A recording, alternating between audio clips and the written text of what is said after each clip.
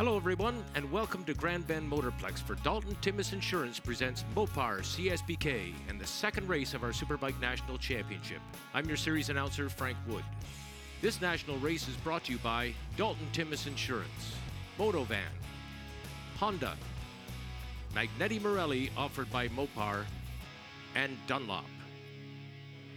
Getting ready for our warm-up lap here at Grand Bend Motorplex, and it's worth mentioning conditions extremely hot.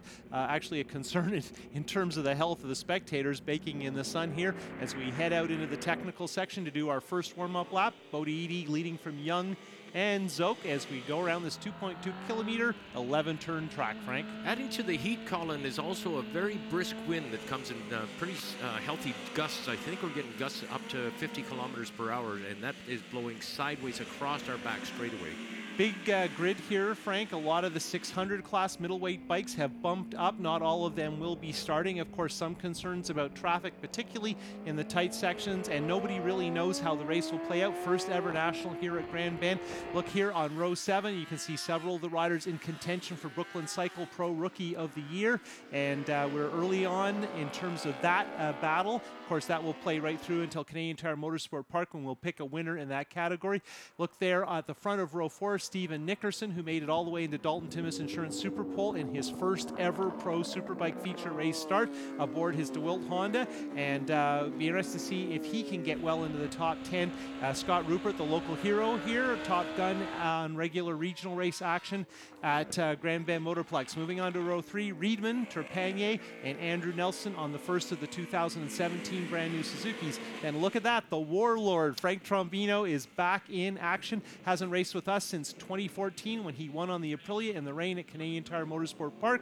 Front row, Zoke, Young, and Edie. Frequently we would see Riedman in the mix here, maybe even on the pole. Edie this time picks up that spot, and of course he had a good race at Shannonville, but fell late in the action. Riders now putting up to their starting spots. And speaking of Trombino, he was 4th fastest qualifier in Superbike, as well as winning the Liqui-Moly Pro Sport Bike race, and one of only 4 riders to get it under the 1 minute and 3 second bracket. We're under starters' orders right now, and CSBK officials are at trackside. They'll take their positions and act as spotters, I should say, and make sure that we don't have any jump starts. On board here with Trepanier's BMW, certainly the most colorful and distinctive motorcycle in the series. He's in the middle of row 3 there. The grid here fairly narrow, 3-2 rather than the normal 4-3 because of the narrow nature of this racetrack. And unusual thing, Frank, we're actually starting on a piece of track that isn't raced on to try and make for an easier, more straightforward, less risky start, try and open up the field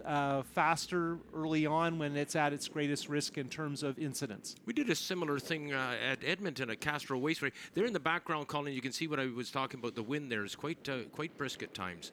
Yeah, we're still dealing with a few issues with the grid. Looking back from Bodie, there you can see Trombino's Honda, that ProStar motorcycle there that Trombino has ridden before, and I believe people like Michael Taylor have been aboard that bike too. And now we're going to starters' orders. Okay, all eyes will be focused on the rider's choice. Starting lights, the lights will slowly come on, and then we go to a random choice anywhere between 1 to 5 seconds. Then they're off, and they are off and running. The lights go off, the riders are off and running, and Zoke looks like, no, it looks like Bodie. It is. Bodie has taken the race lead, Colin. Yeah, they were struggling to figure out the starts with that Z1 Yamaha, and as tuner Zed said, they've cooked a few clutches trying to get it figured out, and it looks like for the first time ever, he's got a terrific launch with that 1000cc Yamaha. Oh, yeehaw, 195 horsepower. Oh, here comes Zoke right away. Man, he didn't take very long to go to the point.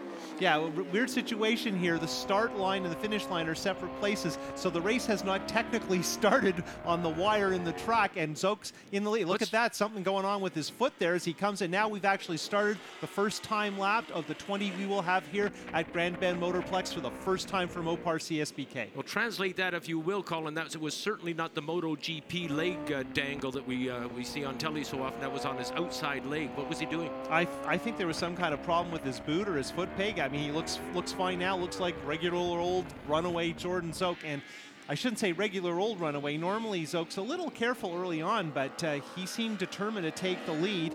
Edie's hanging in with him. Now we're on board with Young. Very good shot of the leaders here in the faster of the S's after we get through that technical section. Now we're pulling the trigger for the second time on the drag strip.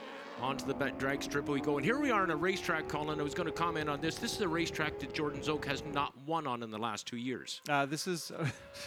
He's won on every track that we've run on over the last 2 years, and this is one that he has not won. Yes, and I should mention that there is a drag strip here, but that back straight is not technically a drag strip, but it functions as one for us. This big, fast left sweeper, that time no issues with Zoke's foot, but he is hammered down, and okay, now we've seen our first lap, and he's already into the threes. He's close to his qualifying pace, which frankly, in these conditions, being as hot it is, it may be a little faster than we expected they would go. Yeah, I did not expect to see that low a lap time. In fact, we'll wonder how long it's going to last if he's running that kind of lap. How long will the tires last? How long will he last under that kind of pressure? Well, Jordan's in fantastic shape. He may be one of the older riders on the grid, but he's certainly one of the fitter, and a lot of the bicycle training he does is very important to that level of fitness, and of course he's very natural in his style on the bike, and we've seen him over the course of our 4 days at Grand Bend change the way he's handling the motorcycle to try and make the most of it and be the easiest he can on the suspension and the tires. He's dealing with a lot of experience, and John Cornwell, the Olin suspension expert, is doing a lot of work with him, and having a good look from Young at the back of Bodie Edie, and Edie's style quite a bit different from Zoke's or Young's. Very different. He really hangs off that motorcycle. You see him shifting his backside over, and he's a little bit shorter than the other riders as well, so he gets over there. Let's have a quick look here. Zoke 1:03.3. That's unbelievably fast when a full fuel load here, and Edie close, but nobody really in that 1:03.3 area, and nobody predicted Zoke would go that fast, and you've got to ask yourself if the tires are going to take this. Now, I don't mean there's a problem, but very little knowledge about a full race distance with a full fuel load at this track with these spec Dunlop tires. This is the first national we've had, so even with all the preparation, today's much hotter, and the track's been soaking heat. We haven't had a lot of good weather till the last few days, but now we've got it in spades, and look at this Young on top of Edie. And Edie right off the motorcycle, virtually hanging on with his left leg onto the back straightaway. Let's go for a ride now. Look back from Edie at Ben Young, and Ben Young coming in on brakes. Wow, did he ever make a nice pass there, clean, and gather up a couple of bike lengths on the way in. Really decisive, didn't move back over on Edie, no kind of a threat, but very, very nicely done by Young. And you know, his passing is maybe not his strongest point, but that particular pass was really flawless, and Edie is now in third, but both of these guys have to be concerned. If you see that Reedman's still in touch in fourth place, but Zoke is starting to pull away in the lead, and that's not a shock with those lap times he's turning. Now the speed man, Reedman, sitting back in fourth spot there, and he's very much a part of this conversation at this point in the race, as we're on board once more with Bodie Edie having a look at the back end of Ben Young's bike, and there is Reedman right in behind Bodie And Edie. I think Michael Leon is in fifth, and I think Trepanier may be sixth, and Trombino got a terrible start, had a wheelie there. I don't think he has modern TC on that Honda, so he's struggling a little bit, but he's trying to march through. And it's worth noting at this point, Frank, the field is more spread out than we thought it would be, which makes it a little bit easier for the riders with the traffic. Indeed. And Trombino's lap time also, the last time we looked, was like a 1:05 and change, and he qualified in the 1:03, so he is well off his pace that we saw both in qualifying and certainly in the Liqui Moly Pro Sport Bike race as well. Going through that fast left-hand kink before the finish line, and that is a difficult corner, and definitely some potential drama there. And our Liqui Moly Pro Sport Bike race, which was won earlier in the day by Trombino using some unusual lines with his Honda 600, we had a big crash there that brought out the red flag. So maybe we weren't completely aware at how daunting that left-hand sweeper is, but it leads to the finish line, and that could be important late in the race. From the front straight grandstands, the fans are unable to see that last corner on the course, the carousel, before they come up to the start-finish line. So you can see all the fans leaning out, trying to watch the riders as they come out of that corner. But when they get in front of the grandstands, and I'll point it out when we get there, we're on the back straightaway once more, and in chase after Mr. Zoke once more. So we're taking a ride with Frank Trombino on the White Gold Financial Services machine. And we're having a good look at the back of Andrew Nelson's brand new GSXR 1000, a bike that's under development, and it looks as if Trombino may have motored on by. And worth mentioning that Reedman is also in the mix in that battle for whatever we call these top four, but Reedman is still in touch with Edie. Now here we go into the section I wanted to mention. This is what we called the dog's leg, and this is exactly right in front of the grandstands. It's a huge viewing area where the fans can pick up 4 separate corners and watch the top stars coming through. You can see the grandstands there just in the distance, and in the distance you can also see Mr. Zoke. This looks like another Zoke show to me. And in this particular section, in our previous race, Liqui Pro Sport Bike, Trombino was trying some different things, and it definitely worked. He pulled away and took a commanding win in his return to that class. So although we're mostly seeing the same kind of approach from our top four here, Young seems to be the most consistent, the most hitting his marks, and least amount of surprises and aggressive fixes in the middle of turns. And you can't help but think as the race progresses, that's going to help his tire. He's precise, that's for sure. And Young began his racing career on the 125 single GP of the motorcycles, and you have to be very precise on those motorcycles, and you also have to carry a lot of corner speed, and that he's doing very well indeed. No, Look out. Young definitely has that style. Bodie Eady, of course, grew up in the Alberta Mini Road Race, so that was go-kart tracks and wheeling and dealing, the same world that produced Brett McCormick. And it's ironic, McCormick, who isn't racing with us these days, he's in university, and Eady are both from Saskatchewan, where there are no real road race tracks, only go-kart tracks for mini bikes. So clearly that's an environment that produces some very talented and aggressive riders. Remember Eady telling me the closest road race track was a 6-hour drive for him out in Saskatchewan, so driving into Race City in Calgary. On board with the Z1 Yamaha here, and it looks to me like he's closing up just a bit on Young, and Reedman maybe fading back just a little bit. Yeah, Zoke's gone for a ride. If there's anything happening in this race, it looks like it's going to happen between Young and Eady. And we're on board with Eady once more, trying to make up some distance. And look at Eady get on the front brake so much that the back wheel is lifting up and starting to wag a bit. Yeah, it looks like geometry-wise, Eady's bike might be a little faster handling than Young's, but it's also worth noting that Young is just so silky smooth on the motorcycle that it's hard to really see a lot of surprises in the way it behaves underneath him. Totally different riding styles. Ben is more of a classic style, if you will, a sit up and pointed, whereas Eady is hanging off, making himself a bit of an outrigger parachute on that bike. Interesting that Brett McCormick had the same style. The difference is Brett McCormick is maybe about a foot taller than Bodie Eady, but their riding styles certainly are similar, and Eady could probably drag his elbow if his arms were a little longer. A couple of laps ago, I thought Eady maybe had something for Young, but it looks like he's content to follow just now. And both of them still following Zoke, and Zoke with a pretty nice cushion right now. Well, not what it was though, Frank. So it looks to me like Young and Eady have got away from Reedman, and it looks like Young is leading Eady towards Zoke. And the question is, has Zoke decided to take it easy? Is he happy with the margin? Because they are for sure closer than they were to our leader, Jordan Zoke. And of course, he's trying to win a 15th straight, just unbelievable win streak he's got going here. And he started from pole, and it really seemed early in the race that this was his to win. It makes me a bit nervous to think that indeed if Zoke is getting closed in on, the next thing we're going to see is a pit board and Zoke not getting closed in on, if you follow me. Well, he does tend to manage these races, and lately we've seen he's willing to ride with one, maybe two guys. But I think the concerns about the traffic here, and you can see Jordan taking a really wide Trombino style line there. I think the concerns is he got away early because he didn't want to get mixed up in heavy traffic. But as it turns out, the traffic isn't nearly as scary as everyone was expecting. The field has opened up faster, and that may be partially due to the conditions, it being so hot. It's hard on the tires, it's hard on the bikes, and it's hard on the riders. Look at the rubber on that racetrack from the Dunlop slicks after we've gone through our practice day, and of course Dalton Timmis Insurance qualifying. There was big black streaks coming out of that final corner onto the back straightaway. They're spinning up the back tire column. They got their head down below the plexiglass, now sitting up, getting into the wind and into that long right carousel. What a thrill. Now, you mentioned the rubber on the track, Frank, and that's important. The track holding heat because of the day after day of high temperatures and lots of sun.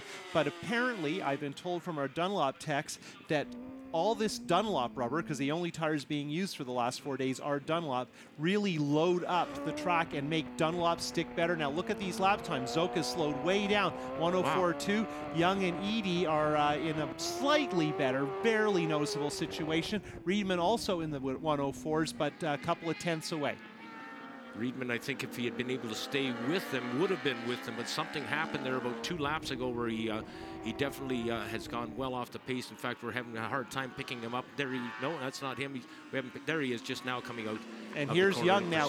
For the first time, he is on the back door of Jordan Zoke's BMW. This is S1000RR against S1000RR, and I think this is now a race.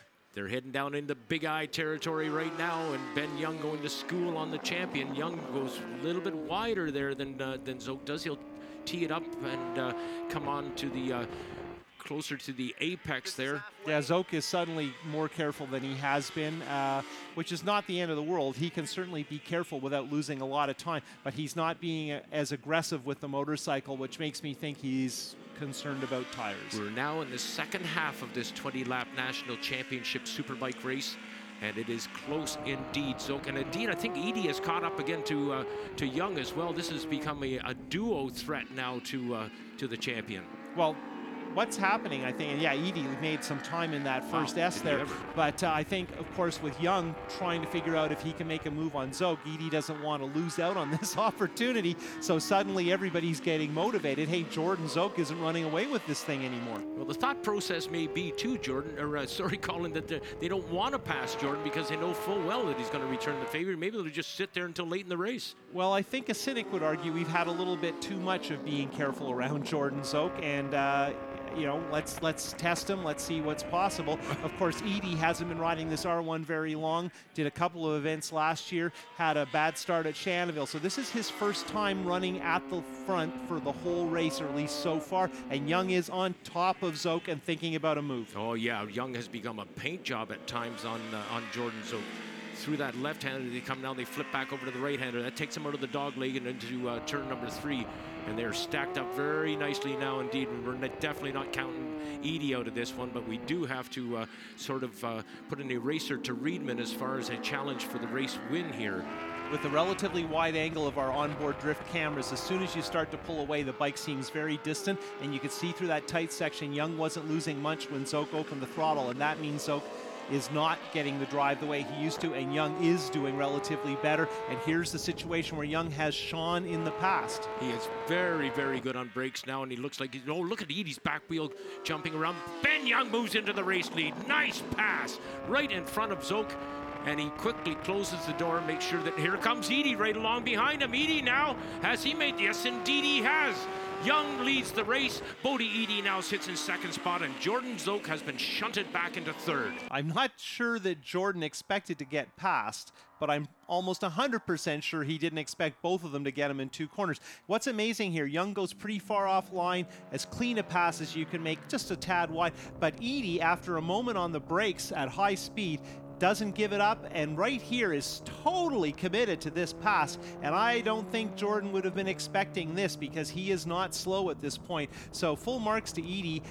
Zoke perhaps just hesitated for a moment because of that pass with Young, and now we have a surprisingly, a shocking shakeup at the front of this race, and I really don't know what to say other than Young seems very confident at his pace. There you can see he's lapping at 104.6. We're well over a second off, but of course the tires are probably feeling the strain from the heat. It looked to me as though Zoke could have returned the favor mid-corner, Colin. It looked like he could have got aggressive and just simply shut the door on Edie. I don't know, because you wouldn't necessarily expect that. I'd be interested to know what Jordan thinks about that pass, but he may have been just a little bit surprised and was processing Young and didn't think Edie was in that big a rush, or perhaps thought only Young was behind him and there wasn't an extra bike in there, because it's hard to get all that on your pit board, and this is a track where it's hard to reach your pit board because the timing is so short. And now we're on board with Young, our leader, Edie in second, Zoke in third, and I think this is pretty much the first time Jordan Zoke's ever been behind Bodie Edie in a race, or at least the first time in the last few years. If not off the start, we haven't seen him back as far as 5th position. I remember back at the starting race of last year at Shannonville, but he raced that very quickly, and we'll see whether he's able to get and do business with the bothersome brats that are running up front. Well, the bothersome brats, you know, Young is looking for his first win. Edie has Edie has one win at Canadian Tire Motorsport Park, where he actually beat Zoke in part of a slipstreaming battle. That race didn't go the full distance. But yeah, Edie is on top of Young, and he was thinking about that bizarre inside kink pass, which looks very hard to do. He was having a look on Young there, and Jordan may be thinking, I'll watch and see what these guys are doing and hope that they beat the heck out of those rear Dunlops. 5 laps to go. Ben Young leads, and keep in mind also when Ben Young leads a Mopar National Superbike race, he's also putting money into muscular dystrophy. Every lap led, money goes towards muscular dystrophy, so a tip of the hat to the Scotsman for that. And I bet he's very happy to be spending this money right now, because for once Jordan Zoke isn't piling on the laps, but we got to mention that there is a bonus for the most laps led in series points, and Zoke for sure already scored that. So even though he's in third right now, he has already accumulated points out of this race. And they indeed are starting to get some very serious distance on there. This is truly a three-horse race. Edie again on power on the Yamaha. This is on the back straightaway. This is as fast as they can go. And again, Edie's back wheel just dancing around Colin, searching for traction coming in. So Willie Vass setting up that BMW that's leading. Mike Fitzgerald, the thermos man, looks after the suspension on Edie's bike. John Cornwell builds the chassis components for the Jordan Zoke bike. So 3 top tuners displaying their capabilities, and this track is not really about horsepower. Certainly the straight is important, but right through here, trying to make the bike easy to ride, make it flickable, and get the most out of the tire. And we are late in the race, so we're going to see who is going to get the most out of the tire. 4 laps to go, and Edie's starting to get aggressive. And the question is not just ultimate grip, but comfort. Like, can you push your bike? Do you have confidence when things are starting to get a little loose and you maybe don't want to count on the traction control? Talked about it a couple of times about the high winds here, and the riders telling me that it was buffeting him around on the back straightaway. But Colin, when we look at this back straightaway through the land camera, or indeed on board, there doesn't seem to be anything bothering the bikes at all. They're going straight and fast. And you can see to our right in that facing backward shot from Young, the old airfield, which is part of the World War II bomber training facility here, and a lot of the pavement is laid on parts of that old airfield. But right now we're enjoying that the pavement is fairly smooth and allows lots of opportunity to at least try to pass. Edie keeps jabbing. He's like the boxer that keeps jabbing, but he won't release that right hook and put the big punch in. Edie sitting right in behind Ben Young and seems content to do so. Every now and again he has a look, but he just doesn't seem to have quite the confidence to get the job done. Whoa, I thought he was going to do it right there. Yeah, we were seeing some different lines there. I mentioned earlier that Trombino exploited those lines to win in our Liqui Pro Sport Bike race. Are those lines, are there choices you can make that allow that tire to take less punishment? Edie seems the most aggressive with the tire, but he also may be the most willing to ride the bike when the tires are starting to go. Talking a lot about Young and Edie. Get on board with Zoke. Wow, we did get on board with Zoke for a moment. What's going through his mind right now? I think he still figures he can win this thing. You know, he's close. He's often been in this sort of catbird seat late in a race and watching to see the weaknesses. But I guess the question is, are you going to have to move on these guys, or are these guys going to move out of your way because of a mistake or a problem? And worth mentioning, you know, Young really doesn't seem to have made any mistakes. No, he is absolutely precise. That's a certainty. And there he is again, right in the wheel tracks of Ben Young, in through these dog legs one more, and the crowd actually getting quite excited. They realize full well we're getting very close to the end of this race, and something is going to happen. Zoke is either going to uncork one, or Ben Young's going to go for a ride and start to pull away. But certainly as we wind this one down, this is one of the most exciting Superbike races we've had the honor of witnessing, Colin, in quite some time. In fact, I'll take you back to Canadian Tire Motorsport Park last year. Well, yeah, that was Cordy and the Aprilia visiting and really shaking things up at the front. So right now, Young is not making anything in the way of errors, and Edie is going to have to earn this one fair and square. It's hard not to think that Zoke still has a trick or two up his sleeve. Looking back now at Bodie Edie from Ben Young's bike. Now we'll pick him up as they swing into that aforementioned long right-hand carousel that will eventually dump him into a left-hander and out on the front straightaway. Edie takes a stab at him. Edie looked to the inside. Bit of a wiggle there with that motorcycle. He looks like he's got the job done, but Ben Young is returning. No, he isn't returning the favor. Edie retains the race lead as they head back into the dog leg once more. And oh no, down goes Young. Ben Young has crashed out of it. Bodie Edie now having a bit of a lead over Jordan Zoke. Zoke was almost beside Young when that happened. That was a very scary incident. Man. Of course, the question is, what sort of shape is Ben Young in? Because although the speed was low, he got flung from that BMW. He got major airtime. Bodie Edie, oh no, we've gone red flag, Colin. That's the end of it. That's the end of That will certainly be the end of the race. We were working lap number 18 of 20, and they most certainly won't restart. Now let's go on board here. There's Bodie Eadie in second as we come through the carousel. We saw this move with Zoke. It's a daring move. He does it again. A lot of commitment, and you've got to have everything go just about right. Now when you go on board here with Eadie, looking at our leader Young, as we head to this dog leg, it seems like the door is open, not far, but just enough. Eadie with big commitment, and then we get to this next turn, and Young hasn't completely let Eadie in, but when you start doing the math, Young isn't where he'd like to be in terms of the line. He's trying to challenge, which is a good idea, but right here, he winds up a little wider and with a lot of lean, and the bike just gets away from him, and Jordan Zoke is lucky to duck under and not get involved. Right here, I'm not sure exactly what's happening, but it looks like there's at least two young guys who are planning to win this race. Wow. And Young here is still trying to put the pressure on Eadie. Remember, we're very close to the finish. Zoke looks to the inside. Yeah, and Zoke actually made the pass. Zoke is right there because Young is just slightly wide, and he takes quite a hit. Speed is low, as I mentioned, but he really got flung, and that is such a tough way to lose a race when you're so close when you've led. Well, he's up and about, and you can hear the ovation. He gets a big hug from his father, Scott. And no doubt his mum will be waiting for him in the pit area and give him a big hug when he gets there. And the crowd very pleased to see that happen. Bodie, meanwhile, there we see our winner, Bodie Eadie. We didn't quite make it to full race length, so there was no last lap flag. Zoke is a good second after leading much of the race. Riedman up to the podium in third. Trepanier, his best career effort. Frank Trombino, after a bad start, climbs all the way to fifth. Michael Leon, another solid effort. Jeff Williams returning to the series, and he actually got lucky on the count back because Nickerson and Rupert had got by him, but when they returned the laps, the orders got swung around, and Andrew Nelson in 10th on his brand new GSXR 1000. Take note, Jordan Zoke recorded the fastest lap of the race also. Kenny ran in fourth spot there for a while. Perhaps a very smart thing to do. You ended up on the podium. Very important points grab. Yeah, you know, just first of all, thanks to my team for not leaving me earlier this weekend when I was riding terrible, and you threw away a couple of bikes, and, you know, I was just, I rode a fourth place race, just tried to salvage some points, and, you know, it's a bummer that Ben went down. I feel like he had that race under control, and, you know, he was pushing really hard. I felt like he deserved that, so happy to be on the podium, but bummed that one of my good friends crashed because of that. And in second spot this time around, Jordan Zoke. Well, it's been a long time.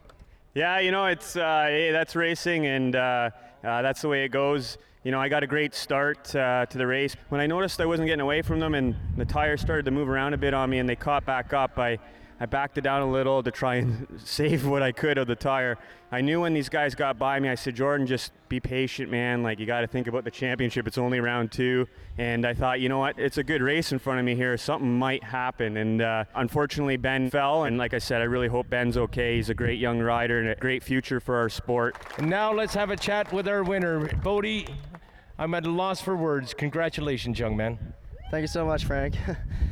It was a good race. I mean, start to finish, I got a great start. I mean, we've been working on those since we left Shannonville because that's such a huge part of the race. And right at the start, I didn't quite have the pace to stay there with Jordan, but we just stayed calm, stayed patient. Benny was putting in a really hot race there, and he kind of helped me get my pace up and get my comfort there. Jordan ran into a bit of trouble there, and we were able to catch up with him and kept our pace going. He's got a smile on his face that's not going to go away till Wednesday. Ladies and gentlemen, your podium. Kenny Riedman takes third spot on the Kawasaki. Jordan Zoke takes second spot on the BMW. And on top of the box this time around on a Yamaha, Bodie Eadie. With 2 out of 7 rounds complete in the Mopar Series, Zoke has a decent lead even though he didn't win. Eadie up to second, Riedman a solid third from second-year pro Trepanier. Meanwhile, at the bottom there, Tim Tolnes, he is our top rookie pro and leading those standings as well heading into Autodrome Saint Eustache. On behalf of the entire CSBK crew, thanks for being with us. We'll see you next time.